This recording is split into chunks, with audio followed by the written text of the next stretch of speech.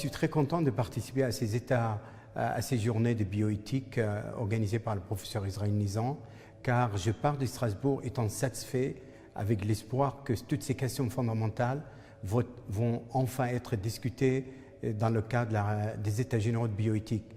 Par exemple, concernant la préservation de la fertilité préventive, permettre à ces femmes vers la trentaine de mettre en banque leurs ovules pour un usage ultérieur.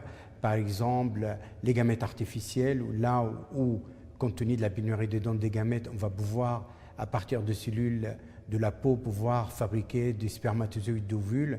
Donc ça permet à des couples femmes du même sexe pouvoir enfanter avec leurs propres gamètes. Eh bien, ça donne quand même un espoir que toutes ces questions vont être discutées sans la langue du bois et sans idéologie. Ces technologies qui sont vraiment au stade expérimental posent des questions éthiques pour le futur.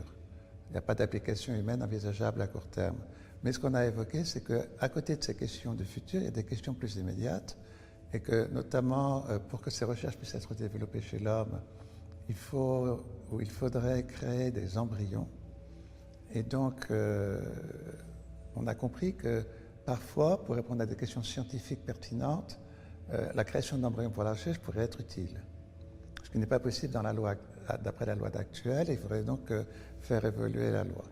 Et ça nous a amené à discuter avec la salle d'un concept qui touche finalement à toute la médecine, qui est la place de l'innovation et de la recherche biomédicale dans le développement de la médecine et de la manière dont on peut mener ces innovations et ces recherches qui quelquefois se développent à un rythme rapide alors que la société n'évolue pas aussi rapidement dans sa perception de ces progrès.